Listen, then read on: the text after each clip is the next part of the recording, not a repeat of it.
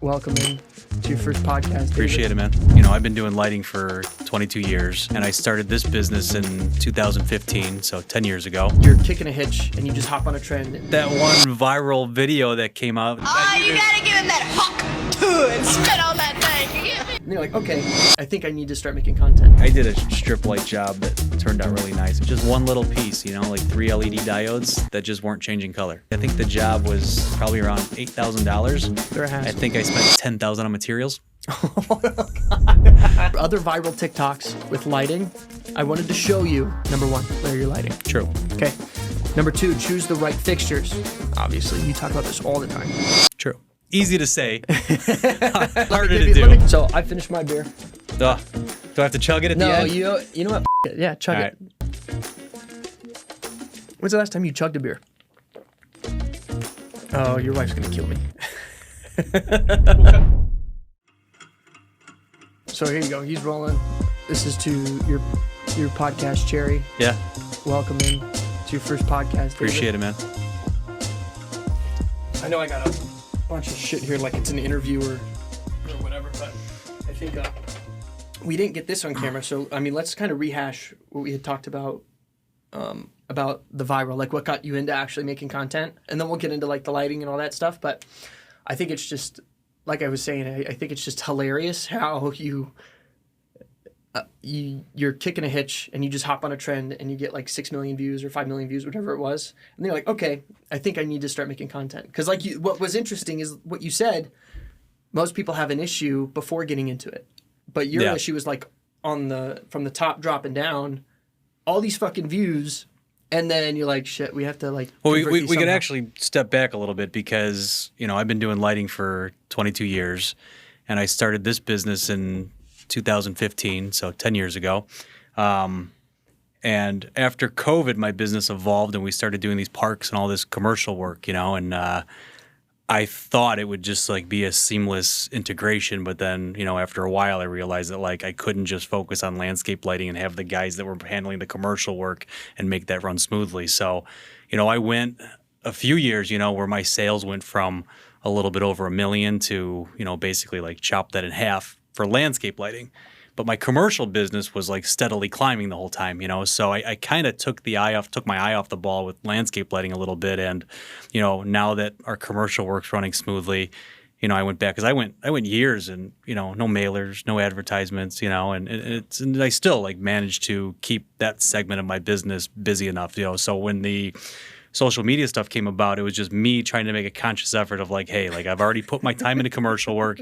Let's, you know, come up. And I got good people that work for me. I got a talented guy in my office, you know, that can edit stuff. He can code stuff, you know. So that's Billy, right? Yeah. So whatever technical stuff I need, I have like an asset that I can reach out to and make that happen, you know.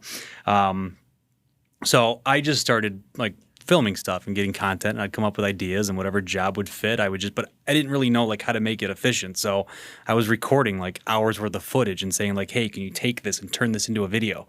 You know, and then he would spend hours moving through my footage. Yeah, and you guys needed my TikTok. You guys probably needed to look at my shit. and then that one viral video that came out, that Haktua thing, you know, which was like I'm on my feet and I'm like, this is like, man, like every single clip is like something relevant to that, you know. And I remember it was like a Friday and I'm like, hey, we should like jump on this and try to like put out a video. And, you know, it was the end of the day, we almost didn't put it out because, you know, again, like every little video became like, you know, if like a 30-second clip was like 3 hours of us editing and like, you know, trying to make it perfect, you know. Figure it out.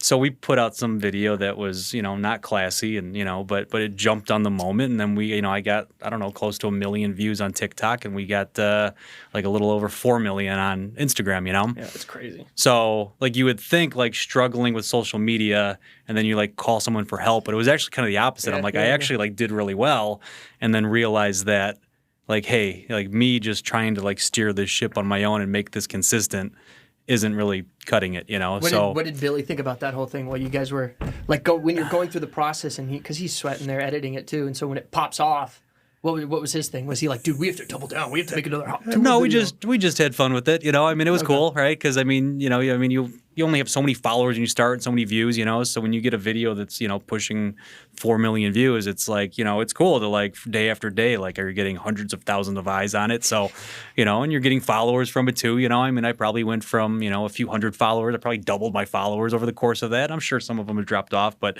it just kind of makes you want to fine tune it and turn it into something that, can benefit your business, which is the goal, not to, put out, some 10-second clip that's just getting views that are irrelevant to what we do as a business, So were you able to track any sales from that? Meaning, Oh God, no. no, nothing out of the 5 million eyeballs you got. No, Where'd you come from? like half the people in the comments, because the whole video was like, my hitch was like, I rented a concrete mixer.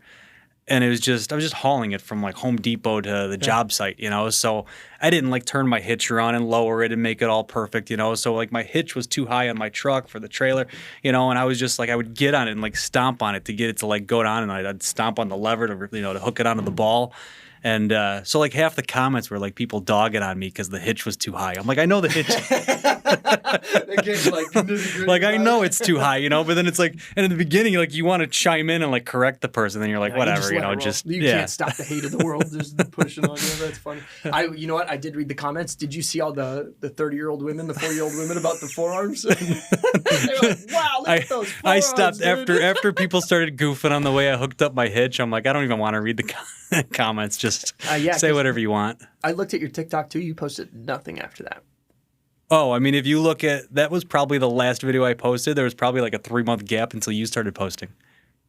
That was like my last video that I did. And I mean, I should do more like on my own, like moments throughout the day where I take a little shot, just upload it myself, But, it's been an evolution, right? I mean, we've been working together for the entirety of this year, I think. We probably started around January, and everything's consistent and moving forward. And, but yeah, I mean, I think that, I'm like, that's one thing I probably need to improve, just some candid moments and finding opportunities in the day that you're not there with the camera we can turn into some moments to post. And that's why I loved the convention idea when you hit me with that, when you're like, dude, I'm doing this thing on stage. I think it'll be cool. And I know there's like, it wasn't able to happen, but like those moments when you got like, dude, the authority building, like as the social proof online, it's one of my favorite posts when you just got like, this is kind of candid too because it's like a podcast, but like when you're on stage and you're like, hey everybody, so this is what we got going on, we're doing this, we got X event planned for you, also I'm doing a little teaching here, a little lecture to show you guys the difference between this fixture and that, or what we were talking about. The cool thing about that, it's only candid.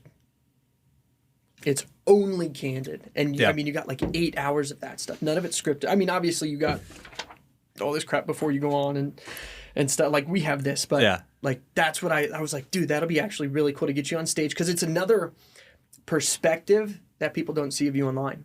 They see you doing the hitch thing. They see you doing the educational content, the fixtures, the all the stuff we shoot. But I still think even if we fake it. I still think it'll be real. It'll be just a different. Well, you really got to like condition yourself for just like finding opportunities to like put yourself out there, Because I went to that conference like I think the year before you and I started working together, and I brought like my own camera and I went. I did my best, I'm in the convention hall. I got the mic on. I tried film that. And then I got home and like you couldn't hear the audio. I'm trying to like figure out how to use this new equipment like on the spot, and it's hard enough to focus on who you're talking to and what you're saying, much less like putting a mic on someone and them and trying to make it like, it's nice to collaborate with somebody that can kind of like take that portion off your plate so that you can just focus on the content, what you want to record and make sure that it happens seamlessly, I think that's a big thing with my stuff. That's what I find a lot is that it takes something off their chest, but even though it does that, it's still like it needs to convert. Like that's the thing. Because even you told me, you're like, Joey, dude, I just love that stuff's going out there. Let's focus on conversion and stuff, but let's focus on keeping the train moving. Yeah, that was our first conversation. I'm like, I don't really, I'm not here like trying to sell something necessarily. I mean, it's nice to build like a little bit of a following. It's nice to know that you're getting some exposure, and it's nice that, and it's hard to measure. Like someone might call me for some reason, one or the other, whether it's a you don't even know if they saw referral or your whether stuff. they saw my truck in a neighborhood, Yeah. but then when they look me up, it's like, well, there's like a whole library of things that they can view. And, I mean, you can tell, like, even though someone might not have called me from a particular ad or from, Instagram per se, like when they're researching you as a company, it's all there, and I think that especially, I don't know, I mean, what's your opinion? Like, how does that change with AI, where all of a sudden things are becoming automated and everything's so fake, like maybe there's more of a gravitation towards real moments and something that you can tell like an actual person put time into making and putting it out versus putting the right prompt in and it looks like you, but somebody, Do you look at I mean, there's a bunch of AI gorilla, AI this, AI that, like all these funny, hilarious things. But at the top, I think they have to put that it's an AI logo, like the AI logo saying, "Hey guys, right? Okay, Austin's shaking his head. Like they have to label it as AI." My question is how did they know? Like that's what I'm thinking with when they're posting AI to social media. Do you know anything about that, Austin? You have to disclose it. Oh, so it's up to us. Well, because if they find, like YouTube, you have to disclose it, because if they find out you're doing it, they'll remove your content. If you're trying to lie and pass it off as real content. Okay, if they find out. Yeah. So, I mean, if. Yeah. I still think the line's so blurry. But, yeah, I know with some of the AI stuff, you have to have a source, a really good source of information, and then they can model you. For example, if we were to, like, AI you, tune you up, and just spit out AI David Reels doing whatever David's doing, we would still need, like, this shot.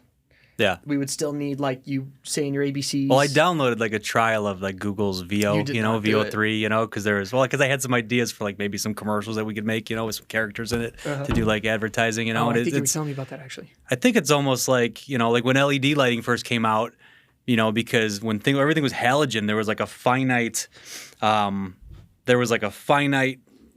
voltage level, it'd be between 10.9 and 11.5 volts. So it was hard to like take a 12-volt transformer because as that power leaves the transformer, you start losing that voltage, and it's based on the distance, how far you're trying to push that power from the transformer to where the lights are. It's based on how large that wire is. A larger wire is going to carry that voltage better. And it's based on the load and how many watts are on the end of that wire. So when LED came out, it's like, man, now you can like, Change the instead game. of it being 35 watts each, now they're 4 watts or 5 watts each. And then instead of you having to be between 10.8 and 11.5, now you can go all the way down to 9 and all the way up to 15. So it was like, oh man, like LED is going to make it so easy that anybody can do it. It changed the game. But then as you start seeing all these products come out, it's actually complicated it much more because now you've got good quality LEDs, you've got poor quality LEDs, and you still don't know where to put it unless you have someone with the experience showing you where it needs to go. So, something that, maybe AI kind of translates into the same thing where from our perspective where we're sitting now is a new technology coming down the line. Maybe you're thinking like, oh my God, this is going to take everybody's job. But on the flip side of it, maybe it just puts a magnifying glass on real moments and, emphasizes people that are doing things like this and Let me trying to ask get in you. front of customers that way. Do you use more halogen or LED when you're working? What do you prefer? That's like asking me, would we do scripted stuff or AI shit? I mean, if you're talking about the warmth and the color, Okay. and even the optics that you can get from a lot of halogen sources, it's in some ways it's superior. But there's so many benefits to LED and the popularity and keeping the maintenance free and the longevity of it, and even the fixtures that couldn't be done, just because of, you have so much less heat coming out of an LED. So, when you look at the amount of light that comes, we used to think about like a 30, I need a 35 watt light bulb, and the wattage of the lamp was synonymous with the brightness. Your wattage is not how bright it is. Your wattage is how much power that light bulb is using. Your lumens is how bright it is.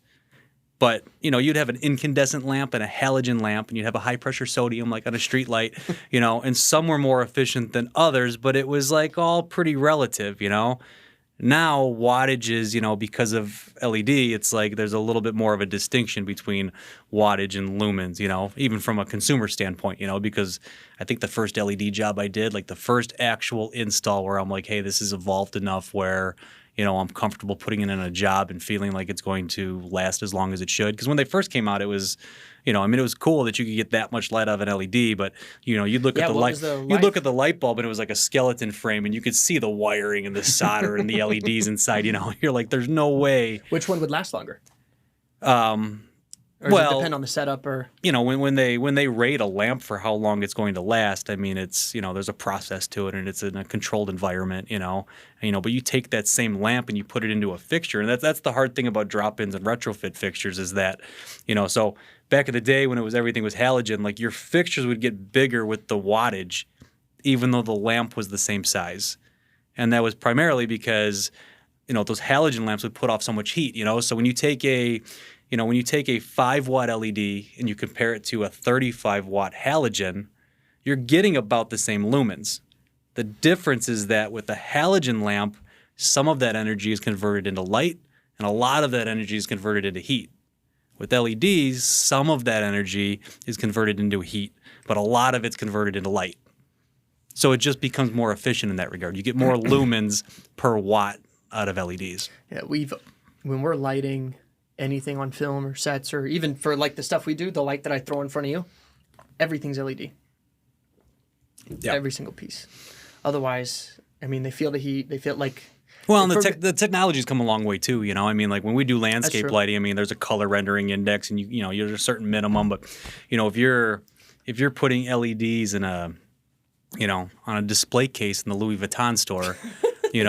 Like you're going to pay top dollar premium, the best color rendering that you can get to showcase that product.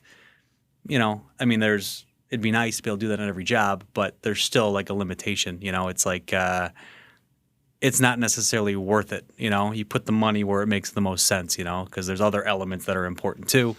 So I wouldn't not use a fixture because it's not a 95 plus CRI if the fixture I want to use happens to be 90. No, you play the game, like you play with what you're given, And I think that's because I brought this up too when we were talking, like watching you actually work with your client. That was the first time I got to see that with you and you could say his name if you want. Ben. Yeah. With you and Ben, like not only were you guys like playing the field, like, hey, this is what we're working with. This will be the most efficient and most cost effective, and it'll go up here. It'll give us this effect. The light is going to bounce in these ways. Not only were you I don't leading the project, but like he was too. It was almost like a co-op. Yeah. And I usually with some of the people I work with, it's like, yeah, Joey, just do your thing and do it. Well, I've done a few projects with that client, so there's already there's a relationship already established. Yeah, because it's it's tough because it's like I don't care how big the job is or how much it costs, but like you get something for the amount of money that you spend, and from a customer you don't have a relationship with, it's hard for them to determine are you just trying to sell me as much as you can and make it as most expensive as possible, or and for me as like a lighting designer, it's like.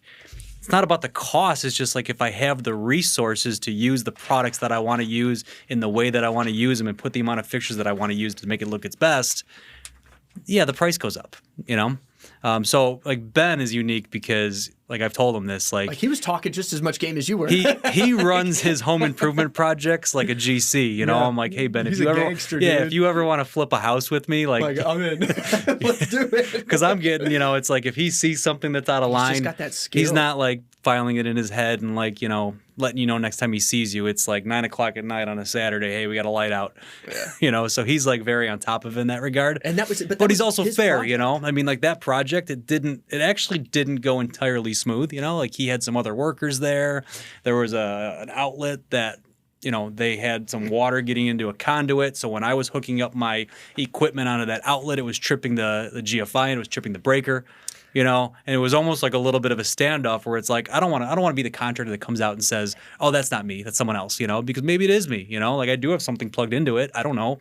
Is it the cord? Is something faulty? Is it the transformer? Is it too much load? It could be a lot of things, or it could just be that you've got, 2 freezers and a garage fridge and everything else is running off that same circuit, even though that circuit's on the outside and all your refrigerators are in the garage, So, yeah, I mean, we had some things that we had to troubleshoot, and but that's like the process too, like the freedom to make some mistakes, so you can try things with a client like that are maybe a little more like, I don't know if it's going to look good. Let's give it a shot, and if it doesn't work out and we need to change it, then we change it, and he's understanding of that, and because of that, he gets perhaps like some better results because I'm not afraid of trying something for fear that if it doesn't work out great the first time, like, they're going to think I'm not capable of bringing this project home. Ben knows that, like, hey, because, when you're doing lighting, it's like if I was painting you a picture and I didn't like it, I would just like erase it or paint over it, like lighting, you're using what you know and you're trying to put the right fixture in the right spot. But at the end of the day, like, you can't really evaluate your work until you come out there at night. So there's an adjustment process, you gotta see and to pretend that that adjustment process doesn't exist is only a detriment to the job that you're trying to install. Yeah, and I think because a lot can be said about trying the new thing, or especially like with you and I, right? What we do is we shoot the ads, we shoot the content, the ads and the content work together to bring us leads, right? This podcast wasn't supposed to be like this. Yeah. This podcast was supposed to be completely different. We were supposed to have another David in here, a potential another buddy of yours. But you were like, Joey, what do you think? And I was like, well, the point of the podcast, the result that we're trying to get is more content, more exposure, and honestly, a different perspective. And you're like, fuck it. Let's run it. Well, I mean, I can control my schedule and, to an extent, I can control my day and my timing, but, like you can't control the outside environment, so, when some things fell through, it was like, well, hey, like here's our opportunity, here's our options for making this move forward. And I think if every time you get a little roadblock, you pull back and you wait, you quit, then nothing gets done, So it's like, hey, whether it's a scheduled shoot or whether it's this, I think the importance is that, when we make a commitment and we schedule something, we make sure we get something out of it. And if it's not perfectly what we want, then we'll get what we want next time. Yeah, I think that's what I like about you because, like you said, you can hit a roadblock and you can just stop. Like I've had clients that they'll pay the money. They don't want to do the shoot. They don't want to be on camera. And they're like, just refund it. We'll move forward. Meanwhile, we were sitting for like 2 months trying to build the courage to get in front of the camera, get in front of the lights and like do the thing and practice. But like the longer they wait, the worse it gets. Yeah. And so there's a level of, just fuck it, just do it. I appreciate that. I'm not particularly social even, I mean, I don't like, it's not like I strive to be in front of a camera, it's just, I work hard on my business and it's good for my business. So I make it happen, And I know the first time we shot, because I think it was in your backyard. It was me and Terrence, and you're like, yo, Joe, so this is the first time. Like, how's it going to go? I was like, dude, I'm going to ask you questions. You're going to spit game. And that's what's important too. For like my stuff, when you're talking in front of a camera, it's really easy for the audience to see through some of the bullshit. But when you actually know your stuff and can dive into detail and give reasons why, and then give objections to that, and then like go through, shows you've been through the ringer. When we were supposed to do 30 reels, we got 60 because you knew your shit. Well, and I tried to set myself up for success too. I mean, like, let's be honest, I shot it at my house. Yeah, it was where simple. There wasn't like a homeowner peeking out the window asking if they can, what they can help us with. I wasn't self-conscious of like, hey, am I making myself too at home in someone else's house, But to think ahead. But yeah, I mean, it's like, for a first time situation that I don't really know what I'm entering into, like, let's create a controlled environment that, we can put ourselves in the best light. So what did you think about this one? This one wasn't too controlled for you. All you had was the 1 hour time slot. No, on the way here, my wife's like, "Hey, did you review everything?" And I'm like, "No, like I'll go over it with Joey when I get there." And then I got here and Joey wasn't here. So I know I showed up. So like with filming and stuff, 5 minutes early is 15 minutes late. So if you show up at 55, you're supposed to be there 45, 15 minutes or yeah. Well, I didn't even ask you what time I was supposed to be here. I was just kind of figuring. No, I dropped the ball. I was just kind of figuring, hey, if it starts at 6, I should probably be there 15 minutes early. Yeah, all the film people who are gonna probably see this, I'm supposed to send a call sheet. Mm-hmm. And so what a call sheet is it says who your talent is. So it'll say David, it'll say Joey, right? Chair 1, chair 2. You're supposed to show up at this time. But I mean, the way we kind of rock and roll, it's very like, okay, I got this time. We got the script. Let's go. And so, yes, it was on me. I did bad. Well, you got roped into this where you've got a bigger role now too. So I was like, I'll just lean on Joey if I need, Yeah, which I think is moving forward. I think that's okay. I think we're handling not just the podcast, but the filming and build. Well, I say that a little tongue in cheek because I mean, at the end of the day, I mean, obviously, I'm not gonna not carry my weight, Yeah, no, you're walking strong. I think. Oh, you know what I did want to do? TikToks, other viral TikToks with lighting. I wanted to show you, and then I was going to put them up on screen. Okay. And we were going to do like you kind of. Did you put them together? Yeah, you have them? Yeah. Okay. You're either going to roast them or praise them. What if I know who it is? We skip it. or you praise them. So Okay. I had Terrence do some research, and he found some fun ones. Hold on. And so I think we have Because it's really a niche community, you know. It's not like no, it is. It's not like every town has 100 landscape lighting guys, you know. I mean, there's a lot of landscapers that do it, but I mean, it's a relatively small community when it comes to, you know, landscape lighting designers that really like excel at just that, you know. What does your community think about the content that you're posting? Because I actually see when I'm scheduling your content, cutting your content, and putting it up there, I see a little bit of engagement there. I don't know, you know. I mean, I'm not.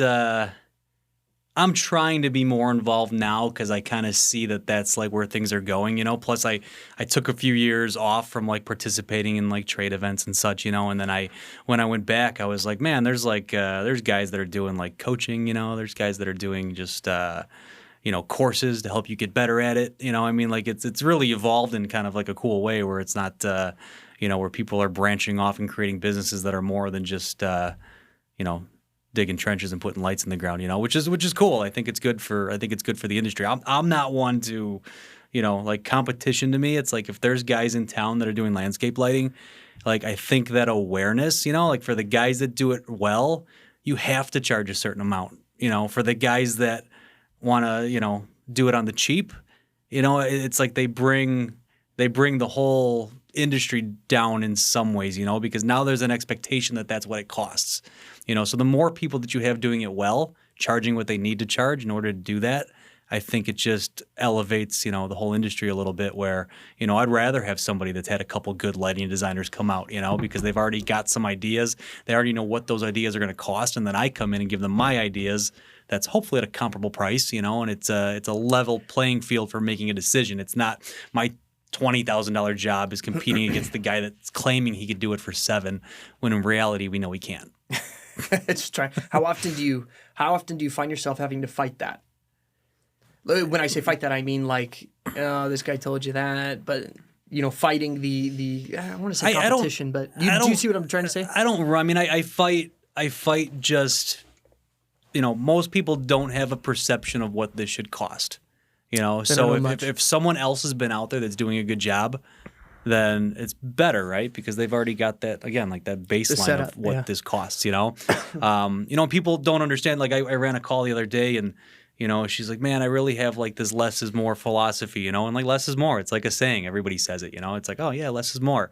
But like it's not really true with lighting, you know? It's like, I remember you know, asking you that question. Like more too. is better. It really is, you know? That doesn't mean like you just sell them as many fixtures as you possibly can. Size matters. You know, but if you have like a nice big beautiful tree, you know, it's like, yeah, I could put a couple lights on the ground and shine it up through the canopy of the tree. Or, you know, instead of putting two, you know, 10-watt fixtures that are just shooting through a large tree, maybe I put 10 2-watt fixtures, you know, and now I can kind of like accent like an interesting branch, you know, and I can create some shadows and some textures, you know. It's like if you go into a community that's got a model home, you know, and like, you know, classic, they'd put like 2 floodlights that light up the front of the house.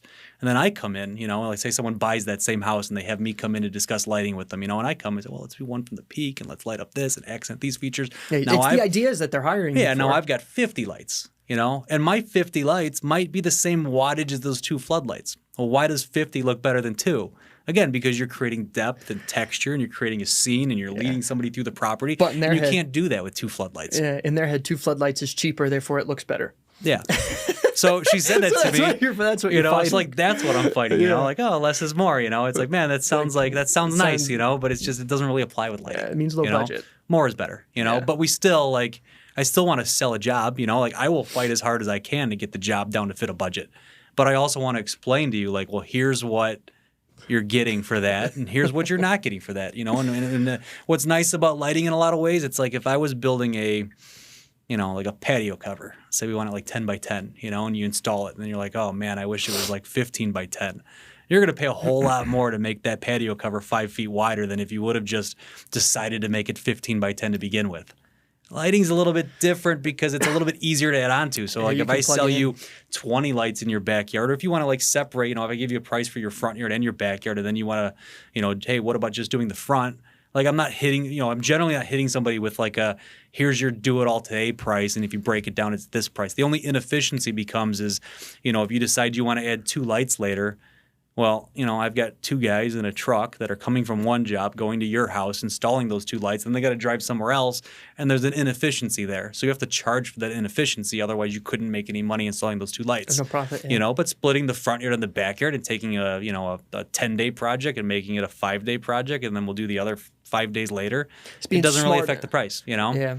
So you can gotta be smart. explain to somebody like, hey, yeah, if there's a budget, let's make decisions to meet that budget smartly, and then let's just take the things that you didn't do now and let's do them later, I wonder if, because do you remember when we wanted to, I had asked you this, you said you don't know if that technology exists yet, but maybe it was like a software where they could plug a picture into the software, pick the light placement, like kind of thing, and then you can actually give them like a free visual of what it could look like. Do you remember that conversation? It was a while ago. So 22 years ago, like I had a dolly and I bought I don't know what for their popular battery. They still have them, it's like a black battery. It's got 2 clips on it, and I made this wooden box on a dolly with like strips of aluminum that would run through it, and I could put like 20 batteries in there. And then I'd have a car battery charger in the front of it, and I'd go to someone's house at night, I'd pull that dolly out of the back of my truck, and I would set up like 20, 30 lights. So like putting on a show. Yeah, and then you run the battery, a halogen fixture, you could, now you can almost run them all night on a battery, but, back then you'd get 15, 20 minutes, so you'd have to be a little strategic, and, you get everything set up, and then you had the little alligator clips, and, I'd plug them all in and then call the homeowner out so they could see it, and it does a good job, but then if you're doing down lights and lights in the trees and things that I can't You got to feasibly get up on do, a ladder and now you've got some shortcomings with it, but it was still very effective, and nowadays, there's rendering, but, it probably gets much better, I think, it's just like video games, right? I mean, the lighting in a video game now, is becoming relatively realistic, but there's a lot of calculations that go to hey, if this wall comes here and it's got a certain texture, or it's got a trim piece that extends out, there's no software that's showing you what that looks like. It's not showing you well, hey, if you move the light back 6 inches, that shadow drops. If you move it in, the shadow gets it's just a little rudimentary, I mean, it's good for an example, but it's not good for this is what your house is going to look like when I'm done.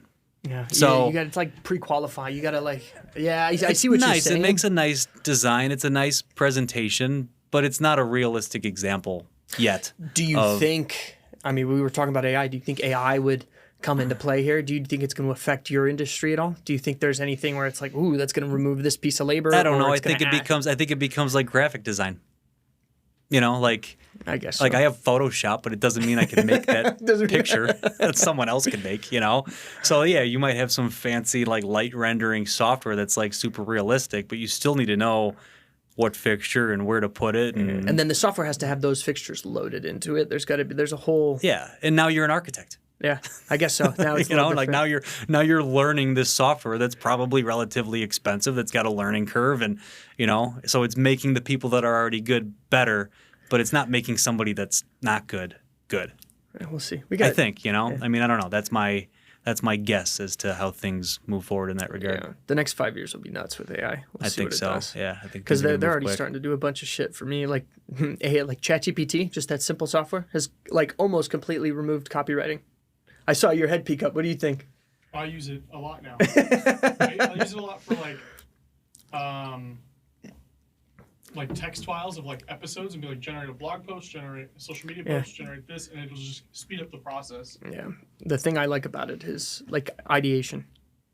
When I with creative, I just hit a wall. I'm just yo, give me 25 topics for this thing, and that's got to be priceless. Oh, I love it. Instead of sitting there and researching and Googling, ChatGPT is just a master brain, and it just it handles. If you don't like them, give me 25 more. Yeah, exactly. And you know what? I haven't tried to push the limit with give me 25 more until. But sooner or later, it does recycle some of the information. It's not where it said, dude, there's nothing left. It hasn't given me anything like that. It'll yes sir and go. When's the first time you used ChatGPT? It was what? a year ago, maybe. Right? I don't know how long it's been out for. I remember like hearing about it, and then when I finally like maybe a year tried ago, 2 it for years the ago. first time, I was like, oh wow, this is like pretty was blown unbelievable. away. You know, Yeah. I had heard about it, but then once you like use it, you're like, oh man, this is like there's something to this. Like it's become a travel agent. Like my dad is booking a book. I saw it because he uses my ChatGPT because I pay for it. He was booking a trip for him and mom, and he goes, "We're in our 50s." A little bit of energy, but it's slowly dying. Like we like to get up and walk around. Like what's a good cruise that we could do and break it down? Yeah, I did that on a family vacation one time. We had a couple things that we had to do. Gave it links and everything. I got off the airplane and we had nowhere to put our luggage because we couldn't get into the Airbnb yet. And I forgot what it was called, like Bounce or something. It was like at a UPS store. You can drop your luggage off for $10. Yeah, it's insane. So it took like where my Airbnb was. It knew that I was with my family, and it had the airport and when I landed and when I could log in, and it gave me a whole itinerary for me and my family of things that we could do that was close to the luggage drop off. Yeah. And it's pretty on point. We kind of like we just kind of rolled with it. There was a 4-hour gap that we were trying to make the most of, and it did a pretty good job of filling in that gap for us. One of the things that I learned about using ChatGPT, context. Give it as much context as humanly possible. Yeah. So, when I say context, I mean like, hey, this is what I'm doing. This is why I'm doing it because this is how I came up with the idea. This is the type of result that I want. Like an A point and a Z point, it'll fill in B, C, D, E, F, G, H, I, J. Like. Yeah, but you still have to know what to put in to get it to spit the right thing out. You can't be stupid. You can't just make me money. It's not gonna. They don't work like that. Not yet, anyway. I don't know. Like I've always been pretty good at like search terms. Like I mean, I can grind in like for fixtures. Like if I'm looking for some odd solar fixture, different get voltage. Really narrow. And for for years, it's like been pretty good at like being able to hunt stuff down. And I think that's part of that. Kind of translates over to like writing an appropriate response to try to get the right answer out of it, and it's not necessarily intuitive. Yeah, you gotta put a little bit of thought into the prompt to make sure you get the right response. You have to build your super bot. For now. Yeah, until it can just take 2 sentences and just, we know what you're thinking, like tie it in with the chip. All right, we got 10 minutes. I have the 7 videos. Okay, we got 10 minutes. I want to give you the 7 videos that Terrence found. This one, 100,000 views, 720,000 views, 1.2 million, 5.7, 400. I just want you to, just first thoughts that come to mind. I don't want you to rip anyone to shreds. I don't want you to start any start controversy. We'll get a lot of views or whatever you want to do. But I do think it'll be interesting because I see how you look at your work. Mm-hmm. I kind of want to see how you look at other people's work too. And the first things that stick out, like, oh, this is what I would do differently. This, that, or the other thing. So what I'm going to do is... So let me, not knowing what you're pulling up, let me preface this by... Do you want to look at them before we do? No. I just, I am a fan of lighting. I'm a fan of lighting design. You know, it's like if someone's doing a good job, it's like, man, promote that person, bring them up. Like it elevates everybody. We'll put them on. But yeah, that's the... Now I'll be honest. Go ahead and put them on. All right. So Dave loves lighting. So... I'm going to record the screen here so we could time it up. Okay, 3, 2, and then we'll put the volume up. All right, first one, 107,000 views. It's just a cinematic video of the property with lighting. So you'll tell us your thoughts. So just click that first one there. Okay.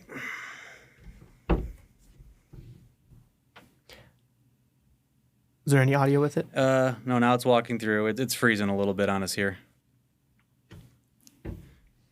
Oh, I guess I didn't think of Wi-Fi. We got a little lag. So it's just a daytime shot for now at a beautiful property. Walking. Okay, now it's the same shot walking through. So what, you got 2 fixtures here? It looks, so number one, you're not seeing glare. You got a little bit of some lights that are tucked down into the foliage. So, but you're not drawn to where that light's coming from. I mean, that's the clip, is just replaying. Yeah, short clip. It's a respectable job. It shows it before and after. Yeah, there's, I could go through and like nitpick things, but I don't think that's the intent here. I mean, that is a respectable job by whoever did that. I have no inclination to rip that job apart. And primarily, sometimes walking through like tight spaces like that, you really have to make sure that the fixture is shrouded. And these plants are on the ground become challenging too because, who's to say that plant looks like that all year? You're installing something. Now let's say it's July, right? But, the way your landscaping looks in July is completely different than the way it looks in December. January. Why? Because of the weather, or because Well, of especially in areas that you've got trees that lose their leaves, you've got, maybe I see. lantanas, Okay. where they get cut down in grasses that get cut down in the winter, then they grow back in the summer, and yeah, you can put it up on a riser, but you can only go so high with a riser because that riser becomes unsightly when you chop the plant down. Yep, we talked about that one in one of your reels. Okay. Okay, so next. out of 10, what would you give this without any context? Because I don't even know if this is like there's a house back there or if this is like a beach or whatever. What would you give that? Just off of the information you got. I'd give it a 7. 7. Yeah. Okay. 7 with no context. All right, this one, 730,000 views. There's music playing. It's a DIY video of installing the lights before and after at the end. Here you go. Okay, they're wire nuts, but they're silicone wire nuts. So that's a little bit better. Not too much slack on that wire. He's using just a 12-volt transformer. Here we go. This is what I wanted. Should really This be is a what I wanted. multi-tap. And, peaks are dark. There's some shadows. The landscaping in the front's not lit up. You're good. Keep going. It's okay, especially for a DIY job. For a DIY job, it's respectable. But So okay, let's talk continues. about what would you do better? Okay, that's not bad. Maybe a little too bright. But again, you've got the exposure of the camera, so you got to give a little bit of a leeway on that. I don't know why he keeps turning them on and off.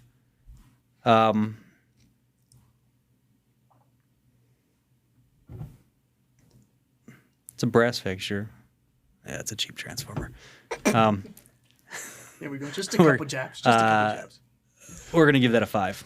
5. Yeah, he gets an extra point because it's DIY. He did it himself. Yeah. That's a nice looking home too. All right. So we got that one a 5. All right, here we go. All right, this guy's interacting. 1.1 million views. It's a walkthrough, and what the goal, a walkthrough of what the goal is for the project, and showing the entire process throughout the installation. Here we go. Install an outside outlet through this brick and cinder block wall. Find an existing outlet and get power from that. I'm already worried that we got a landscape lighting guy installing outlets. Okay. We're going to go directly through the back of the outlet box. Hammer drill time. Holes drilled. Now we're going to stick a piece of pipe through to protect the wire. What kind of pipe is that? Take your It's not even T-junction electrical pipe. wire and stick it through the pipe.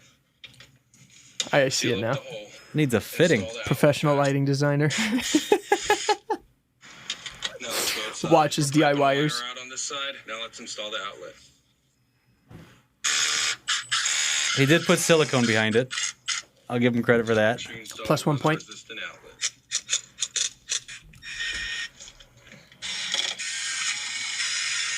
It looks Let's clean. put the power on and test it out. 2 lights, good to go. Let's try the GFI.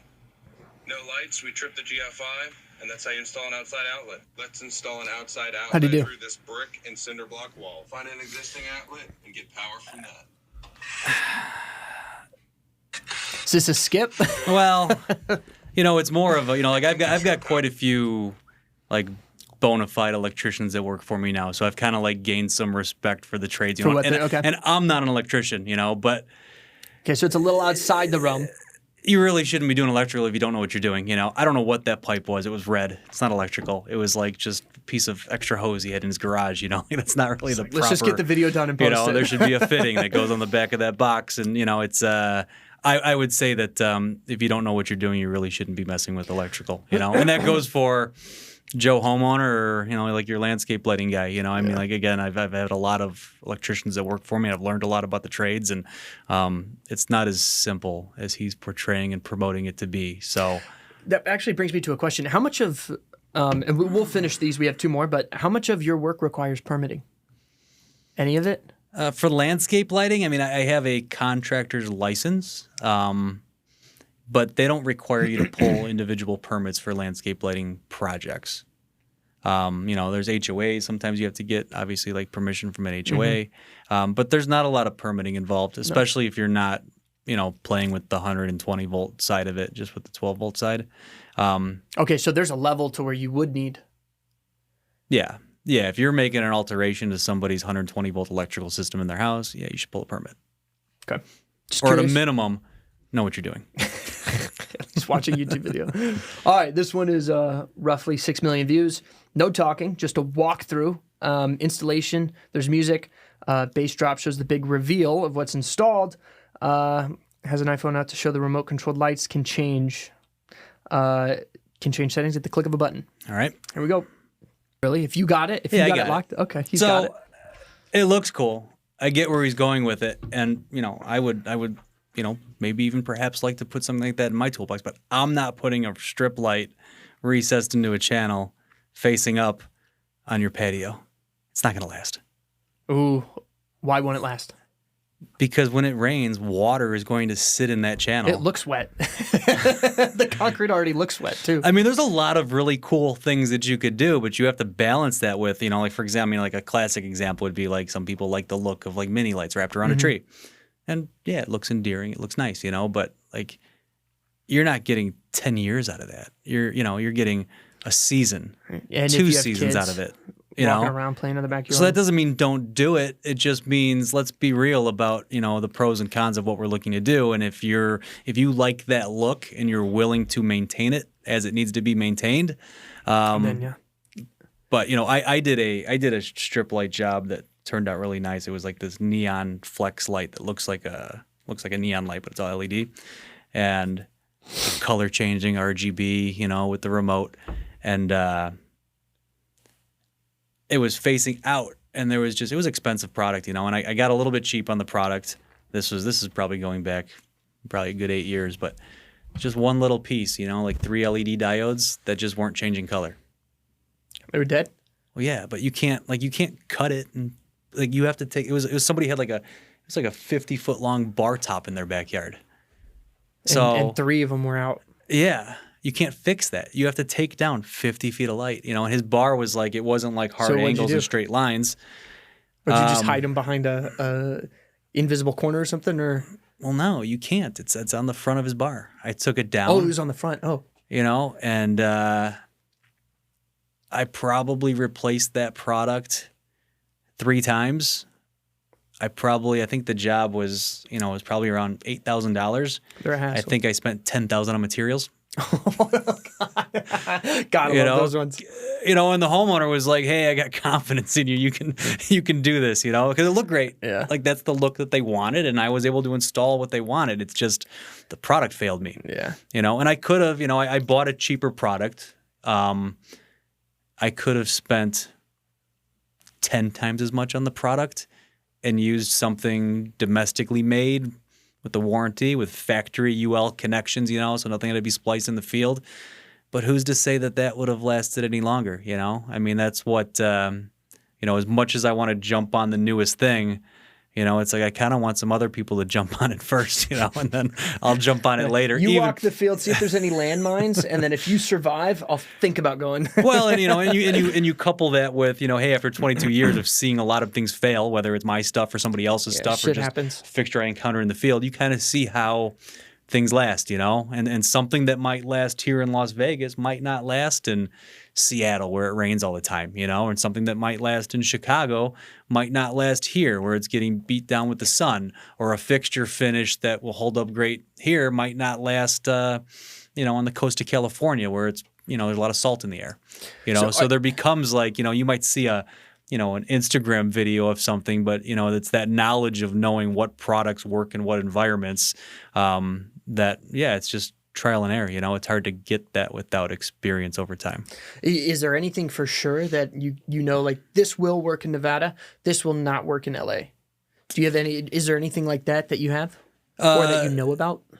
Yeah, I mean, like here, like I avoid any aluminum fixtures that go down into the soil because the soil is, there's a lot of alkaline in the soil here, and it actually starts to make the aluminum almost like it's not rust, but it's like white and crystallizes, and it deteriorates, and especially deteriorates the fine threads at the base of the fixture that come in contact with the dirt. Yeah, so that's important part. Yeah, so that's the first part to go, So I avoid that, and there's I'll use powder coated fixtures here, no problem, they hold up great. But if you take that same powder coated fixture and you put it in a like an ocean climate, you get a little nick in the powder coating, the salt will actually like get up underneath that powder coating and it'll start to like bubble and peel off, So there's and then also like a lot of plastic stuff But here. you wouldn't know that unless you've done it over and over again and have gone, like you said, the experience is what's important there. Like you wouldn't know. Yeah, or you're doing your best to learn as much as you can from other people that have made those mistakes, like anything else, and you put your time in and you try to accelerate that learning process so that you can learn from other people instead of just constantly making mistakes. Yeah. What's the quote?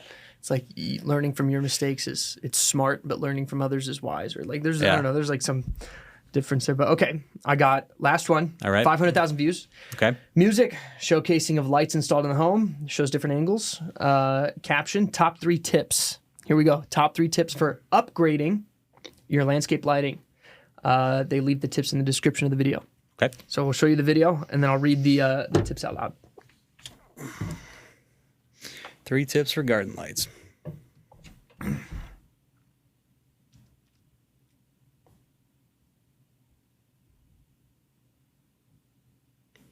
Okay.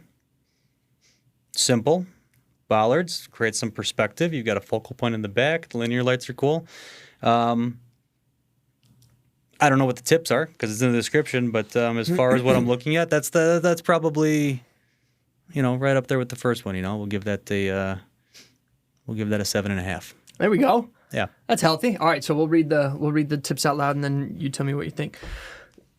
Garden lights, my top 3 tips. Here are 3 things I always try to consider when planning outdoor lighting for the garden. Layer your lighting.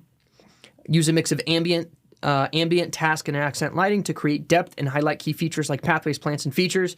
Mix heights to create interest beyond ground level and behind any solid features to really show depth. Number 1, layer your lighting. True. Okay.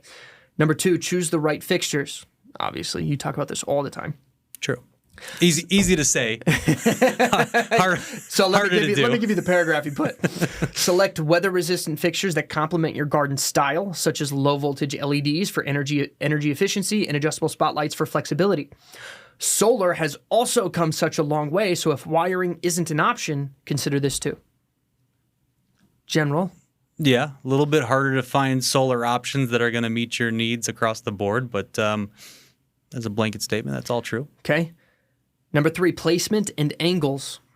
Position lights to avoid glare and harsh shadows. Instead, use subtle up lighting or down lighting to enhance the natural beauty of your plants and landscape features. True. Manor house makeover. A professional, award-winning lighting designer has agreed with you. So great job. We'll even give them at least an extra half a point for the accurate tips. And then so we can bring it up to an 8. So you're at an 8 now. Okay, so then for our so for this space, I think they're talking about this space.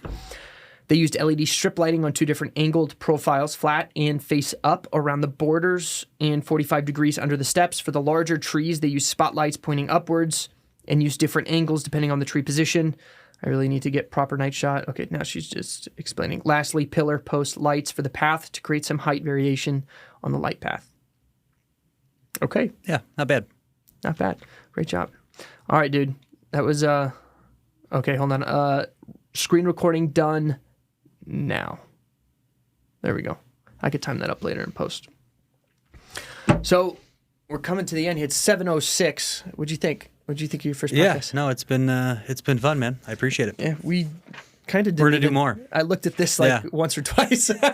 we could do one next Friday too, and just actually work our way through the list. Because what'd you think? I think we got through about 10% of this. Yeah, but I mean that's like the game. Like I don't. As much as I love scripting shit and having the plan and going out there, what I find, 1, converts the best. 2, is more fun to watch. Is shit that you could just rip off the dome when you're doing this. I think that's why podcast has popped off a little bit. Well, we did that first round and we got a bunch of reels, and I'm like, man, we made some money. I'm too. like, how am I gonna come up with like that many more next time? It's like, man, 50. I guess that's the beauty of a little help from ChatGPT and having you there, and and then plus, we plan out 30, and then off the cuff, we end up usually getting quite a few more. Yeah, we could do. David, give the people a plug. TikTok. Most of our social media stuff is going to be at Twilight Vegas. So that's the easy place to find us. Phone number, email. Here's your camera too. Yeah, our website is twilightvegas.com. And our phone number is 702-907-5444. Guys, if you want kick-ass lighting, and when I say kick-ass, I mean I've been there in person. I've been on a couple of this guy's projects. Like, the shit is lit. And I'm saying that as a 28-year-old. The shit is lit. It's tight. So if you guys actually want some cool stuff, and look, I don't want to be that guy, but don't bitch out on trying to save money. Like, if you have the money, don't do it if you don't have the money. If you have the money, check it out, because he's got some cool shit. It's way different. When you see his lighting versus the lighting of the other houses on the block, it's completely different. Like, your eyes go to that house. So if you guys want to see some lighting, check out David at Twilight. And I'll add to that. It's like an easy thing if you're just not sure, you're not sure what it costs, is make a phone call, send us an email, and send us some pictures of your house. I mean, I can look at your house and get on the phone with you just like we've had a conversation here for the last hour, and we can talk for 5 minutes. I'll tell you, hey, like, what do you think about this? What do you think about this? And then I can kind of ballpark a price, and we can see if that's a way better pitch than my pitch. My pitch was like, don't be cheap. Your pitch is like, who cares if you're cheap? Just get the info. Well, a phone call's easy. It's like I can talk lighting all day long. It's like, for me to provide a consultation and work up a design, like, I'm happy to do that in all circumstances, but there's a little bit more effort involved. So if someone's just kind of wondering, like, hey, what would you do with my house? Then shoot me an email and say, hey, here's my house. What would you do? And I'll respond with what I would do and maybe a little bit of a price, and we can see if it's something we want to continue that discussion. Love it, dude. David, you're a stud, bro. So I finished my beer. Do I have to chug it at the end? No, you know what? Fuck it. Yeah, chug it. You do. I did mine. See, I was smart. I sipped. When's the last time you chugged a beer? Oh, your wife's gonna kill me. We'll cut this part out. I got to tell you, it's probably been a decade. Really? Like 3 kids. Yeah. All those volleyball games. I'm not chugging too many beers these days. But I did nurse that one, so I was due. Dude. You like it? Yeah, I like it. It's fun. Thanks, guys. It's easy. I appreciate it's quick. it. It's nice. Yeah. It's simple.